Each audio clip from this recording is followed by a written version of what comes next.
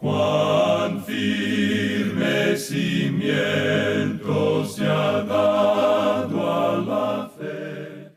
A través de la Biblia, un análisis de la Biblia libro por libro que le ayudará a crecer espiritualmente. Estos estudios fueron diseñados por el Dr. J. Vernon McGee. Acompáñenos en este fascinante recorrido a través de la Biblia. La palabra de Dios. La semana pasada, en nuestro estudio del libro de Job, escuchamos a Eliú defender a Dios con elocuencia. Hoy, Job finalmente escucha a Dios mismo. Ha sido un largo viaje para Job. Lo hemos visto perder todo: su familia, su casa, sus amigos y casi sus ganas de vivir. Ahora, todo eso va a cambiar. Mañana terminamos nuestro estudio de Job y regresamos al Nuevo Testamento para estudiar el libro de Gálatas. La transición a un nuevo libro siempre es un momento oportuno para invitar a sus amigos y conocidos a acompañarnos. Es fácil compartir el programa en Facebook, Twitter o Instagram, o compartir el podcast en Spotify o Apple Podcast o Google Podcast. Así que le animamos a extender el alcance del estudio de la Palabra de Dios, compartiendo e invitando a otros. Iniciamos nuestro tiempo en oración. Padre Celestial, te damos gracias porque tú estás dispuesto y disponible a enseñarnos a través de tu palabra tu voluntad a fin de que podamos conocerte. Usa este tiempo para poder conocerte más y poder tener intimidad contigo. En el nombre de Jesús oramos. Amén. Ahora le invito a que por favor tome su Biblia o busque su Biblia o encienda su Biblia, que iniciamos nuestro recorrido bíblico de hoy con las enseñanzas del Dr. McGee en la voz de nuestro hermano Samuel Montoya. Nos encontramos hoy en el capítulo 36 del libro de Job y aún nos quedan 2 capítulos más que forman el discurso de Eliú que hemos estado considerando. Y luego Dios mismo entrará a tomar parte en esta conversación. Quisiéramos que usted note aquí que nuevamente tomamos este discurso, que es el más largo que se halla en el libro de Job. Eliú, pensamos nosotros, ha llevado el argumento mucho más lejos que ninguno de los otros oradores. Él tenía mayor percepción espiritual que los 3 amigos de Job. Y aún así, este no era completo, como podemos ver en este capítulo. En los primeros 2 versículos del capítulo 36 leemos: añadió Eliú y dijo: espérame un poco y te enseñaré, porque todavía tengo razones en defensa de Dios. Ahora él está defendiendo a Dios, y él tiene, como la mayoría de nosotros, un conocimiento limitado. Estamos tratando aquí de un Dios infinito, y nosotros no tenemos todas las respuestas. Ese es el mismo problema que mucha gente encuentra hoy. Cierta persona dijo en una ocasión: yo no puedo creer. El pastor le preguntó: ¿y qué es lo que no puede creer? ¿Cree que el Señor Jesucristo murió en la cruz? ¿Que resucitó? Y contestó: yo creo todo eso. Pues bien, prosiguió el pastor, ¿por qué entonces no puede confiar en Él? Bueno, dijo, hay tanto más: la creación, Jonás, Noé, los milagros y toda esa clase de problemas. Luego añade: usted dice que es a causa de nuestro pecado que nosotros somos incrédulos, y yo quiero ser un creyente. Pues bien, le dijo el pastor, usted está cometiendo un gran pecado, y es este: está dejando que las cosas que no conoce lo desalienten en relación con las cosas que conoce. Y hay muchas personas, amigo oyente, que están haciendo lo mismo. Si usted conoce lo suficiente como para confiar en Cristo, entonces estas cosas pequeñas se normalizarán por sí mismas. Yo estoy en este instante sentado en una silla. Ahora hay muchas cosas relacionadas con esta silla que yo no conozco. Para comenzar, puedo decir que no sé quién la hizo. No conozco ni el nombre de la compañía que la fabricó. No sé mucho acerca de esta silla. No sé qué clase de metal se usó para construirla. Y tampoco la calidad de plástico que la cubre. Verdaderamente no sé mucho de esta silla. Pero, amigo oyente, conozco lo suficiente como para sentarme en ella. Y confío que ha de sostenerme. Ahora, ¿conoce usted que Cristo murió por usted? ¿Que Él volvió a resucitar? Pues bien, entonces confíe en Él como su Salvador, y entonces todas estas cosas de las cuales ahora tiene dudas se arreglarán por sí mismas. Estamos seguros de eso. Y si fuera necesario para mí saber algo más sobre esta silla, yo creo que me podría enterar. pero todo lo que necesito saber es suficiente, y es que yo me puedo sentar en ella. Yo conozco muy poco acerca de los aviones, pero me subo a uno de ellos cuando tengo que viajar y me confío al avión. Y eso es todo lo que Dios le pide que usted haga cuando confíe en Cristo. Y muchos de nosotros dejamos que lo que no conocemos nos desaliente en cuanto a lo que ya conocemos. Pues bien, notemos ahora lo que Eliú dice al continuar aquí en el versículo 3, porque es bastante limitado en su conocimiento, como podemos apreciar. Tomaré mi saber desde lejos y atribuiré justicia a mi Hacedor. Esto es lo mismo que el apóstol Pablo dijo en una forma diferente un poco más tarde. Pablo hizo la siguiente declaración: ¿qué pues diremos? ¿Que hay injusticia en Dios?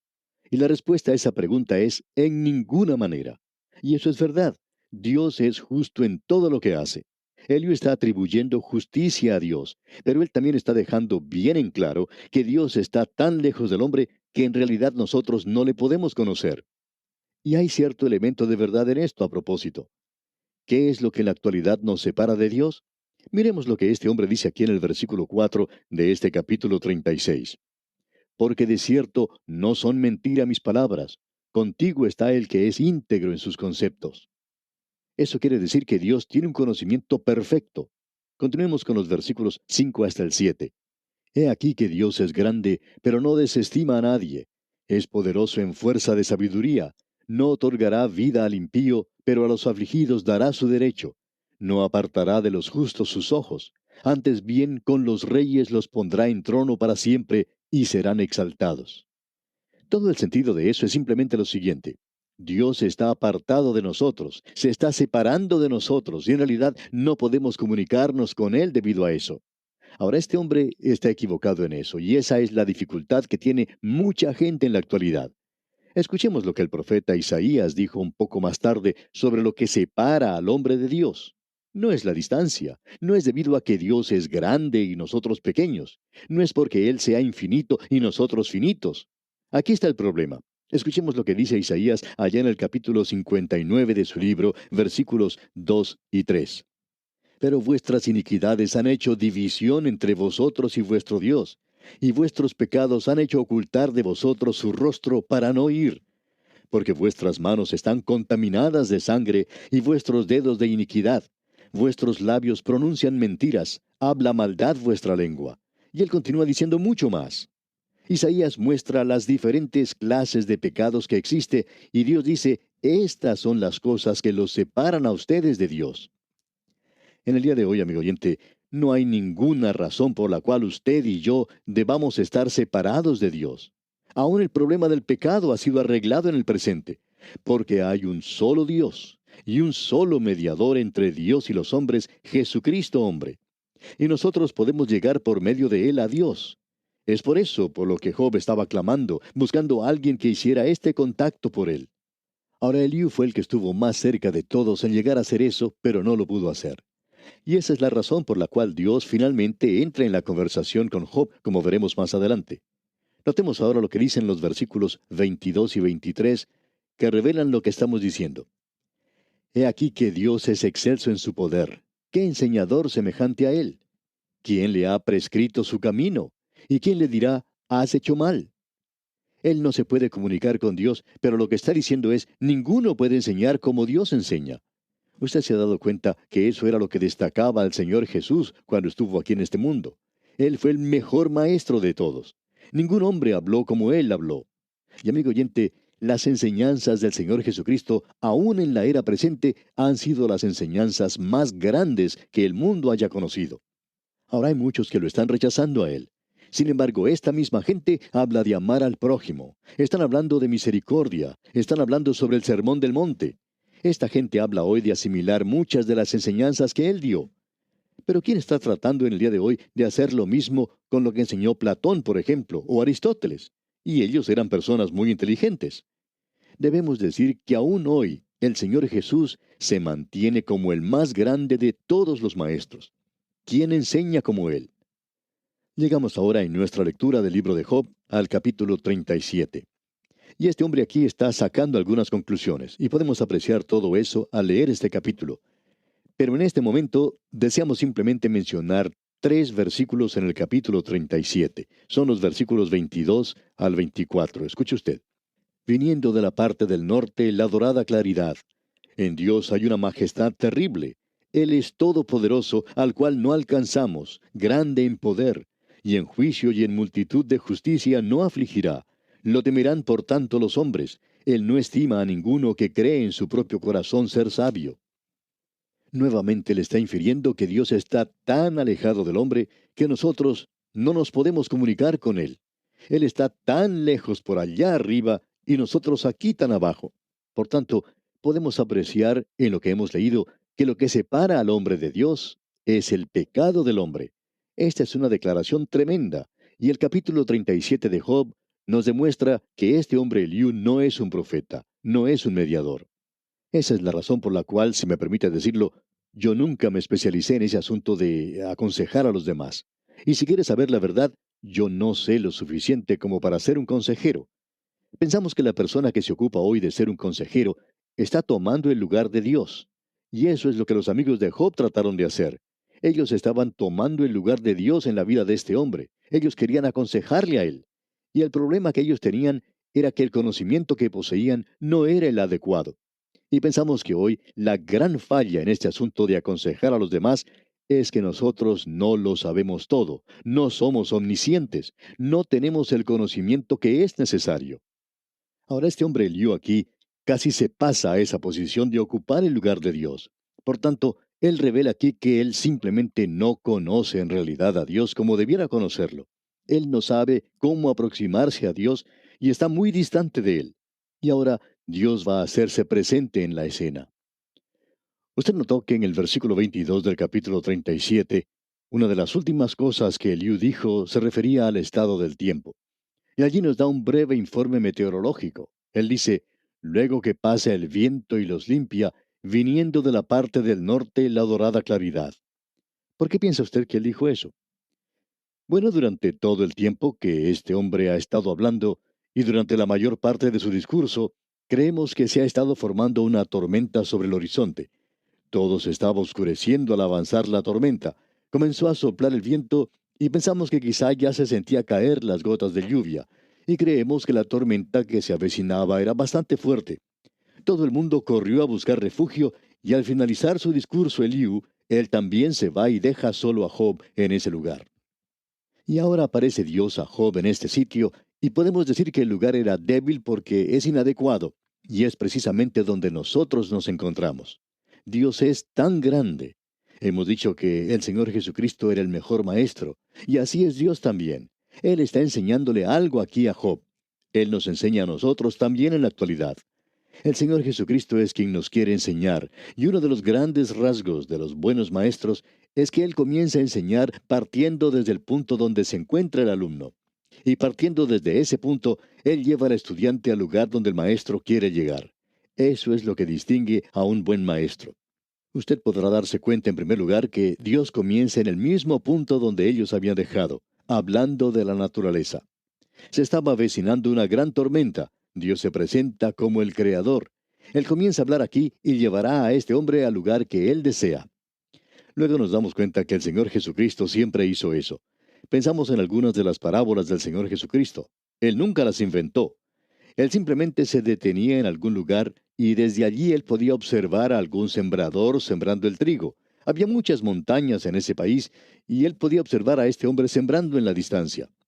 El Señor Jesucristo comenzaba a enseñarles en el lugar donde ellos estaban.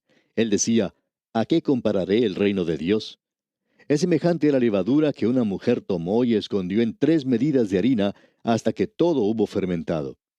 Eso era apreciado y comprendido por cualquiera de los que estaban escuchando. Nuestro Señor comenzaba en donde ellos estaban y los llevaba a donde Él quería que estuviesen. El apóstol Pablo enseñaba de la misma manera. Esa es la razón por la cual muchas personas han malentendido el capítulo 14 de su primera epístola a los Corintios, donde Pablo habla sobre el don de lenguas. Pablo estaba comenzando a hablar allí en el lugar donde ellos se encontraban. Ellos se habían desviado en eso y ahora Pablo los está guiando a un lugar mucho más elevado para que pudieran llegar al lugar donde deberían estar. Él está manifestando el cuerpo de Cristo. Y de la misma manera usted puede encontrar a través de toda la palabra de Dios que aquí tenemos la enseñanza más grande de todas.